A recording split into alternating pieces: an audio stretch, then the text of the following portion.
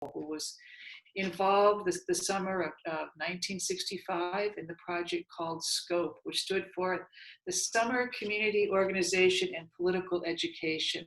So Peggy, welcome. Tell us about you, where you grew up, and when was your first inclination to get involved with issues like this? So let me just say my maiden name is Ryan. So I signed up and was in SCOPE as Peggy Ryan. Poole is a married name. So and I grew up in the Bay Area, San Francisco Bay Area, and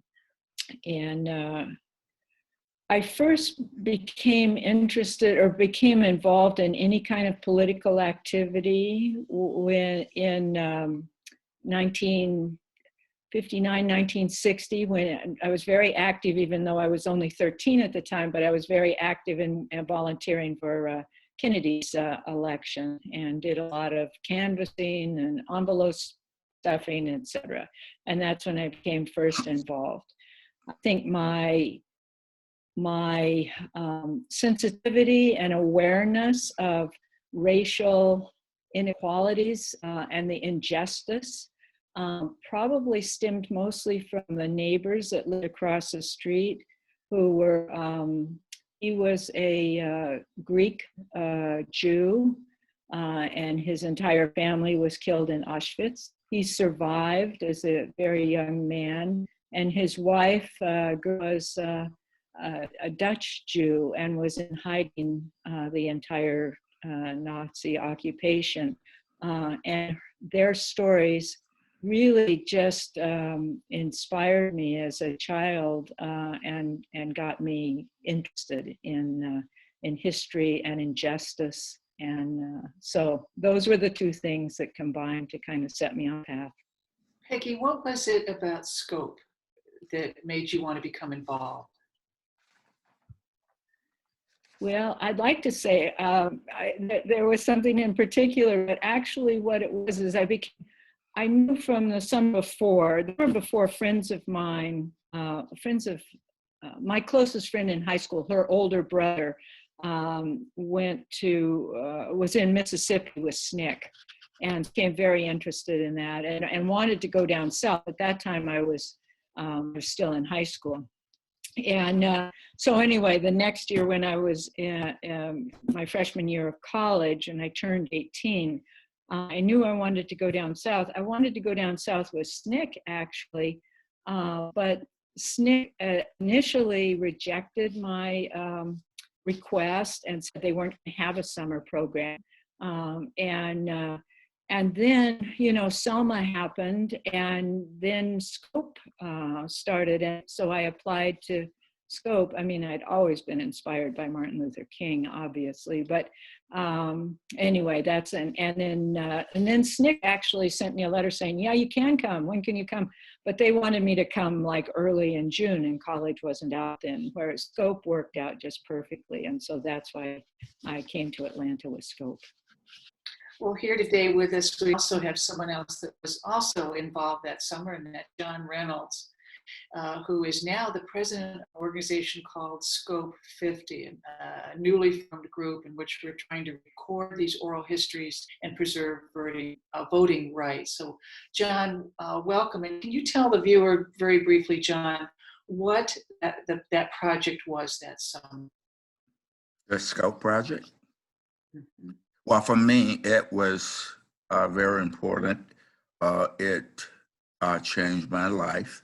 The thing for me was that I got involved in my hometown, which was a blessing and a curse, because they didn't expect anyone from Troy to be so bold.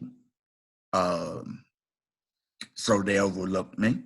And that sort of saved my life. Mm. Peggy, when you told your family and friends that you were going to go south and register Black voters that summer, what was their reaction? Well, again, it was a very different time. And I was an 18-year-old white girl. At that time, you had to be 21 before you were considered an adult. So I needed parental permission to go to the South. I mean, most friends in college thought I was nuts.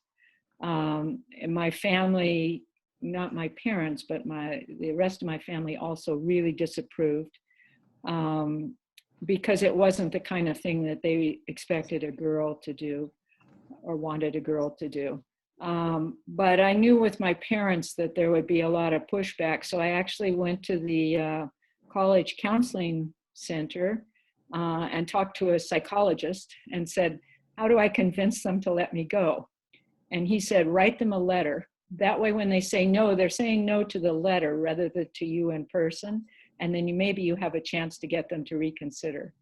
And so that's what I did. And my father actually ended up giving that letter to our representative in the California Assembly, our assemblyman.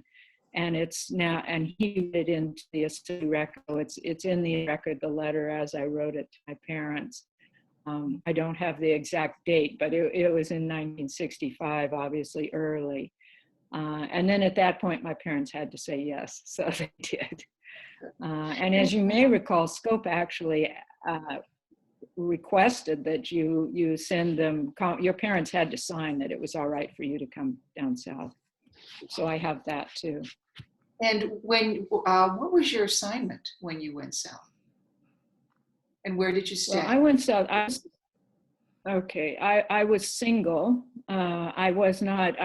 I attended Chico, at that time it was Chico State College, now it's university, which is a very conservative school.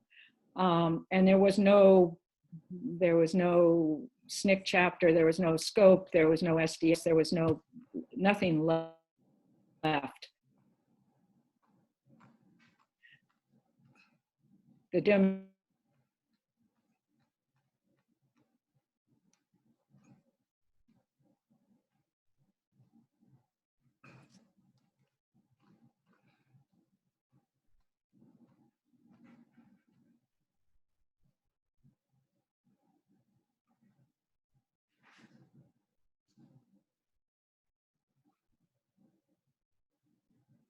Anything they don't want anybody to come in, but they're the county that really needs more help than any other, and you're welcome to try and go there.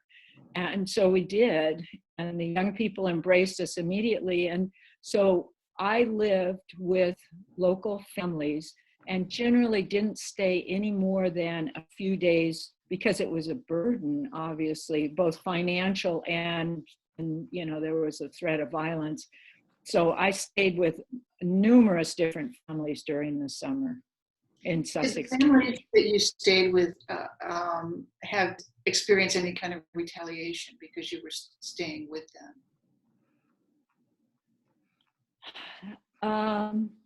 Not that we were aware of. I mean, there was certainly verbal stuff. There was a little local newspaper that talked about us. SCLC, Scope leadership advised us to go to, and everyone, to report to the sheriff's office or the police station in town, wherever, and tell them where we were going to be staying, because using this as an excuse for not helping people when they were attacked was saying, well, we didn't know where they were. How could we help? Which, it's totally bogus. But in any case, so that's what we did. As far as I know, the local people were not retaliated against. There was an attempt early on, but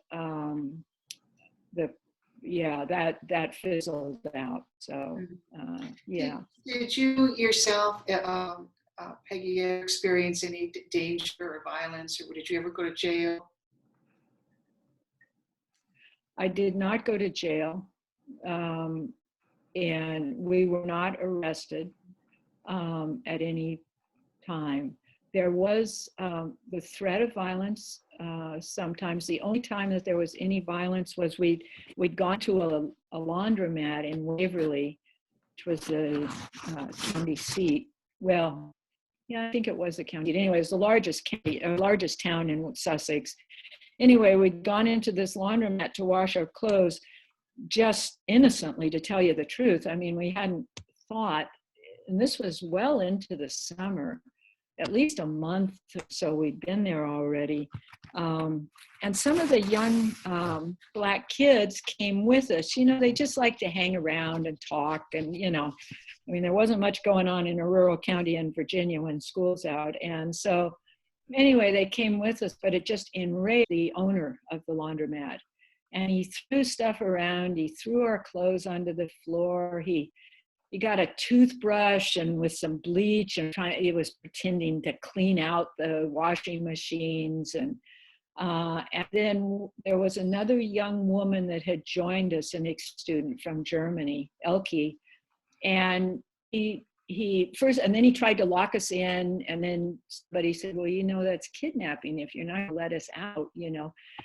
We were all very calm and tried to be very calm with him. But anyway, he was just enraged and got more and more enraged. And then he hit Elke, he slapped Elke. And then at that point, you know, we had been trying to gather up our things, but we got the rest of our things and we just left. And we walked over to the police station, which was just across the street, to let him know what happened. And when we got there, we heard him, they had just taken a call from him to come and arrest us, which they had refused to do. But the only time that we had any violence, there was another time where a gun was pulled on two people. I wasn't involved in that, but their car, they were chased and their car was boxed in and a shotgun was, or some kind of rifle was pulled, and they were threatened, but they were able to swing their car around and get away. And they came back through town into the Black part of town. I mean, it sounds like it was, I mean, we're talking maybe 4 streets. This was Stony Creek or Stony Point, something like that. And so once we were in the Black area, once they were in the Black part of town, the people just, the young men just zoomed on and they didn't stop and didn't try for anything. So those were the only things of violence. Peggy, did you participate in any demonstrations or protests? Yes, in the South and with Scope. Initially, when we went down, our directions were not to protest because Martin Luther King was still negotiating and trying to get the voting rights bill through. So that, and so they didn't want a lot. I mean, we just come off Selma, which had gotten obviously tremendous headlines and attention and everything. So initially we were told not to, but then it was early in July, as I recall, I'd have to check, the Voting Rights Act was signed. And at that point we were told, start demonstrating. You've got the green light. And we demonstrated a lot. So yes, at the courthouse, primarily the county courthouse, which was in the middle of the county and very hard to get to. But yes, we had a number of demonstrations. And we even had one where Scope volunteers from all over Virginia came in support of us, as also with Mr. Colton, who came from Petersburg, which is nearby. So a big Scope presence. And the local people really turned out in force. So we had a lot of demonstrations. Well, we did also try to integrate, I'm sorry, I was just going to say, we did try to integrate a couple restaurants and that, but they didn't turn into demonstration, closed down. So.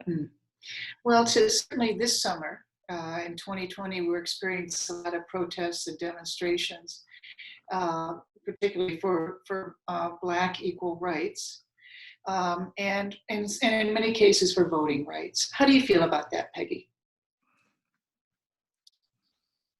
Well, voting rights, I'll take the voting rights first. Voting rights is crucial to a democracy, absolutely crucial. And and obviously, and again, this is my political opinion, but I do think that the Trump administration and other right-wing groups trying to suppress and make difficult for people to act to register and then to vote both. So they're trying to deny people that right. They're, more clever than they were in the South in 1965 about it, but it's every bit as dangerous.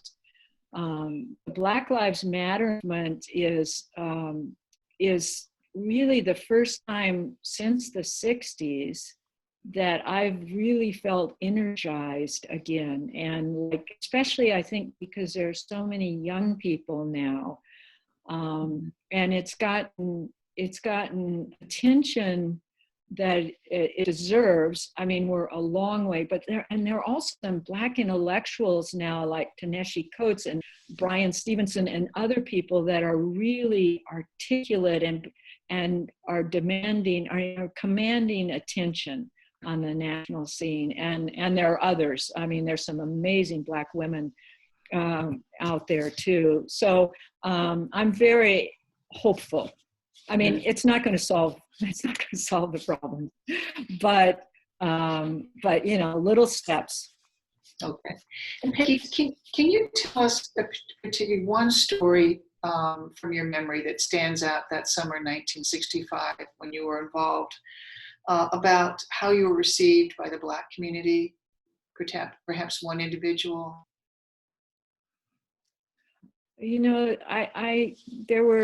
There were so many individuals, and that was what was so touching. I mean, I can't,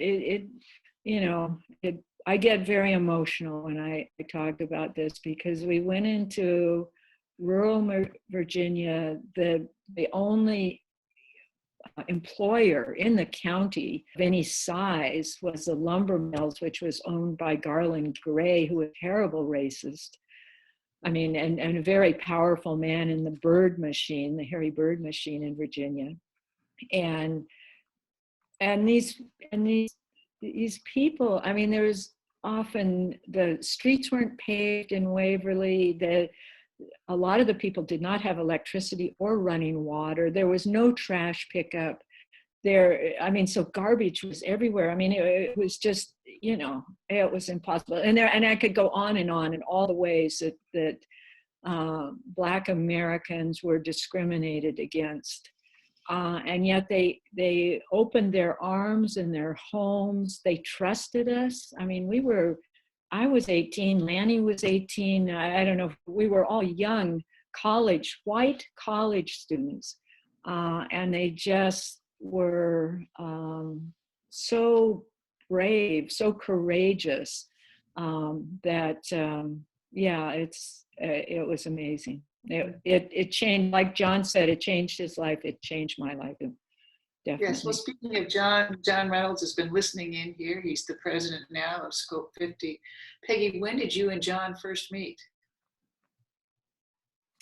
We first met at the convention in Atlanta, the 50th anniversary of Scope. So it was in 2015 is the first time we met. And I just have to say how much I've told John this, but he started this meeting with saying thank you to the women, the girls and the women that were involved in the civil rights activity. And that touched me so deeply, because no one had said that before. What do you think you accomplished that summer? Well, things that are measurable that we accomplished, we started the Sussex County Improvement Association. We got, we got a lot of, I don't know how many, I again have to look. There were a lot of Black citizens that were able to register. The poll tax got rid of. We were able to get more hours from the county recorder that registered people. The schools, the high school, the leader of the young men was the head of our youth association, went to the White High School in the fall, the first time that was integrated. and there was just, and the things that weren't measurable, I think, was it gave me, and I think the others that work down there and also that live there, a sense of the power that we can have if we come together and fight against oppression. And in what way would you say that this whole experience that summer changed your life?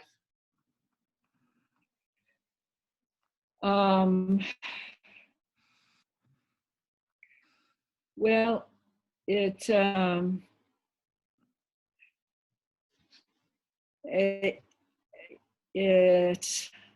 helped.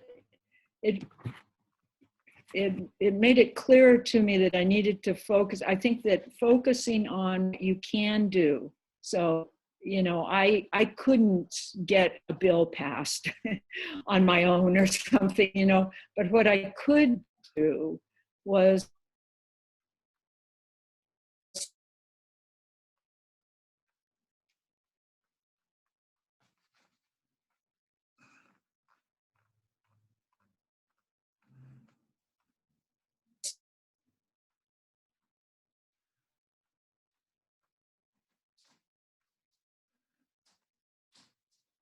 small things in my community.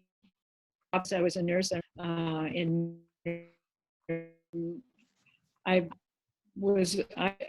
actually became a nurse practitioner, and I was teaching, and there was my colleagues. I had two physicians that were my colleagues, and we were together every afternoon, every Tuesday afternoon. We spent the afternoon together doing different stuff in terms of teaching.